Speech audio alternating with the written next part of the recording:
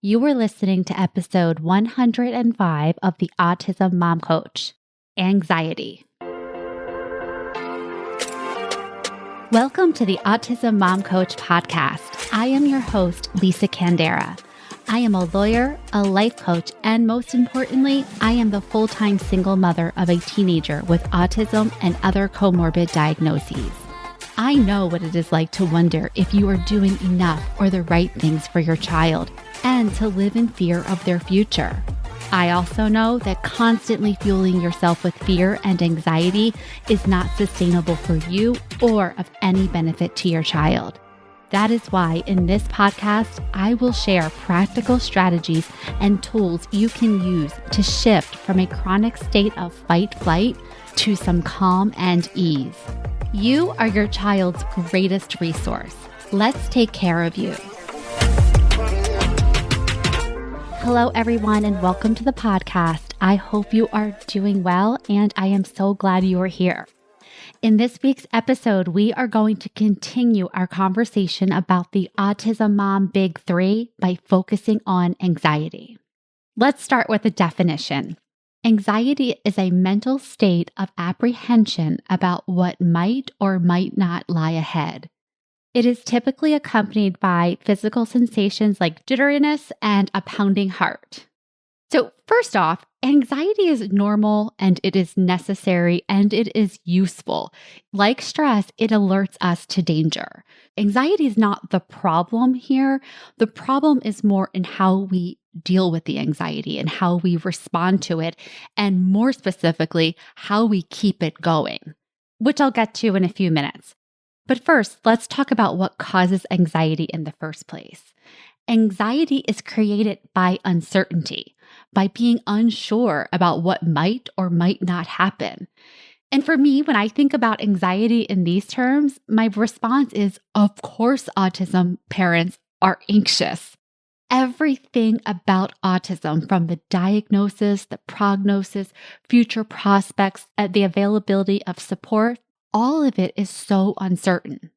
Autism is like the poster child for uncertainty. So there's no surprise that autism parents are riddled with anxiety as we navigate the ever uncertain landscape of autism parenting. Like I said earlier, anxiety serves an important role in our safety and our well-being. But when the anxiety switch is constantly flipped on, this can result in distorted thinking patterns that we believe are just the truth of the universe because we're always thinking these thoughts. And what we don't realize is that the thoughts that we are thinking, they're never really true. They're just our thoughts, but especially the thoughts that we think when we're in a stress response, when our anxiety is in control, those thoughts are not to be relied upon. That's because when our emotions are high, our intelligence is low and our rational thinking is pretty much out the window. And the more that we believe our anxiety-created thoughts, well, this leads to more anxiety. It's a vicious cycle. So here are several ways that I see anxiety showing up in autism moms. The first category I'm just going to label stinking thinking. There are the Debbie Downers who are overly focused on the negative. Now, our brains do this naturally. We have a negativity bias, but Debbie Downers like to double down on that with their focus on what could go wrong, what is bad, what is not working. Then there's the worst case scenario. So this is catastrophizing about the future, and every decision you make or don't make will ultimately result in your child being homeless and alone and it being your fault because you didn't do enough. And then finally, there is the all or nothing or black and white thinking. Things are either working or they're not. You're either doing enough or you're not doing anything at all. Your child is progressing or they're regressing. You get the idea. The second way I see anxiety showing up in my clients is rigidity. When we are anxious, our focus narrows to perceived threats, and we have less access to our rational thinking and our ability to evaluate and gain perspective. And this results in us being stuck, inflexible, and rigid. Number 3, irritability. We have a lower tolerance for everyday frustrations when we are in the grip of our anxiety. Number 4, difficulty concentrating. I hear this from my moms all of the time. They will tell me that they have a to-do list, they have everything that they need to get things done, but they don't know where to get started. And when they do get started, they lose their focus right away and then nothing gets done. This is anxiety at work because when those stress hormones are pumping through your body, it's going to be really hard to stay focused and to concentrate because, again, you're always feeling like something is wrong. There's always a need to be on the lookout. Number 5, sense of dread. Just that foreboding feeling that something bad is going to happen. I have clients who actually use this, or I have to say use this because this was part of our coaching, but the idea was if I'm always thinking that something can go wrong or something is going to turn out bad, and it does, then I'm not surprised, I'm not disappointed, and I'm prepared. And if things turn out well, that's just a happy accident. Number 6, fear of losing control. I see this a lot with parents around IEP time where they're afraid, say, that if they don't get this particular service put in place, that failure in that IEP meeting will result in them losing control of their child's educational future forever. And I also see it in the moms who won't let anyone do things with their child. They always need to be there because, again, they're afraid that if they're not there and something happens, then they've lost control. So they always need to be there. They always need to be hovering so they can feel, quote unquote, safer. And finally, indecisiveness. And again, this is the difficulty making decisions due to the fear of making a right or wrong choice. Things are black and white. Things are right or they're wrong. And so when you are looking at decisions in this way, of course, it's going to create paralysis because you don't want to make the wrong decision because you've told yourself if you do, then again, this will have great impacts far into the future. All right, so that's 7 of the ways that I see anxiety showing up in my clients. And as you will notice, stress and anxiety are very similar. I like to think about stress as originating in the body and anxiety as originating in the mind. Anxiety is the thinking that fuels the fire of your stress response. So if you're in a fight flight response and your brain has released the stress hormones into your body, your thinking is going to narrow and you're going to go into your anxiety thought loops. I like to think of this as like my anxiety playlist, like the thoughts that I always think when I'm under pressure or when I'm feeling stressed. And then the more you do this, the more you engage with these thoughts, the more you're fueling the fire of your stress response. So you're actually keeping it going with the thinking. And the powerful thing is what you're thinking can either exacerbate your stress response or it can lower the temperature significantly. And so what I want to teach you how to do is to recognize what your thinking looks like when you're in your stress response, and then what you can do to change how you're thinking, or at least how you're relating to your thinking. And what I mean by that is I have clients who tell me all the time, yeah, I was catastrophizing last night about whether my kid would get on the bus, or I was catastrophizing about what will happen if he doesn't like the substitute teacher. And my first question to them is, well, how long were you doing this for? If you realized you were catastrophizing, you have a choice to stop. So when your brain offers these thoughts to you, it's kind of like junk food. You don't have to take it.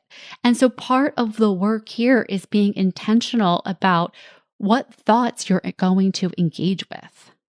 Okay, so what to do? First, I've already hit on this a bit. Recognize your anxiety playlist. These are the thoughts that you usually think when you are in a worried, stressful state. Things like, I'll give you mine, this isn't fair. This will never get better. It will always be like this. Nobody understands. For me, once I get to nobody understands, like that's my red flag. Like, oh, you need to stop. Because I know when I get there, I'm kind of past the point of no return. Like I really need to pause at that point. And so what I encourage my clients to do is get really familiar with the thoughts, conscious or unconscious, that are beneath the surface when they are feeling stressed, because those thoughts are going to fuel the fire. So next, once you've recognized your playlist and you're having one of your red flag thoughts, pause and regulate. This doesn't mean that you're stopping your thoughts. That's pretty much impossible to do, but rather you're taking a moment to ground yourself in the present. Maybe this is engaging in a few deep inhales and exhales, or maybe it's reminding yourself, this is my fear brain talking to me. Whatever you can do to slow yourself down and bring yourself back to the present will help you reduce your anxiety. Remember, speed is an accelerant to stress. And so the more we can slow it down, the more we're disabling the stress response. And then finally, stop the spiral. Now that you have paused to regulate yourself and your rational thinking is coming back online, it's time for you to decide what you want to do about these spiraling thoughts. Because this spiral does not happen by itself. We need to engage with it and we need to add fuel to it to keep it going. So if we want to stop the spiral, we have to make the conscious decision not to engage with these thoughts. We have to decide not to fuel the fire. Again, this doesn't mean that you never think these thoughts.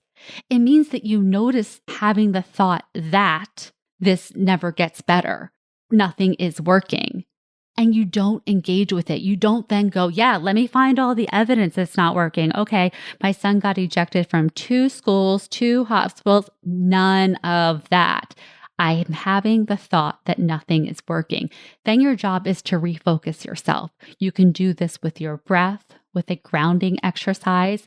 You can do this by deciding how you want to think about this circumstance. So every time I find myself with nobody gets this, I make myself prove myself wrong. And I'll say, well, what is the evidence? Like, well, who does get it?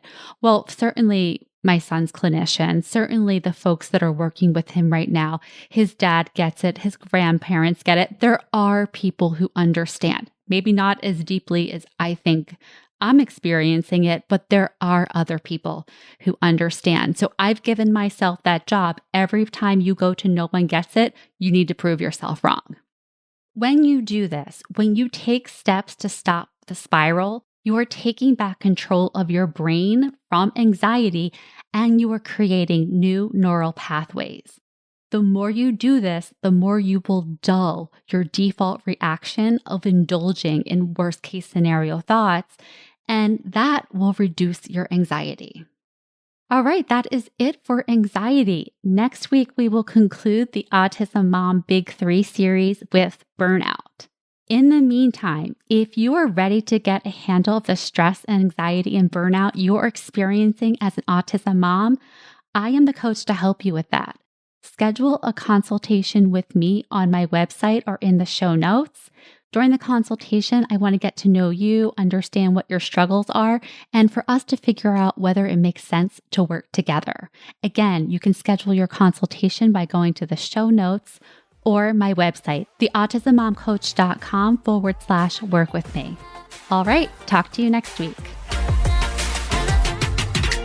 Thanks for listening to the Autism Mom Coach. If you are ready to apply the principles you are learning in these episodes to your life, it is time to schedule a consultation call with me. Podcasts are great, but the ahas are fleeting.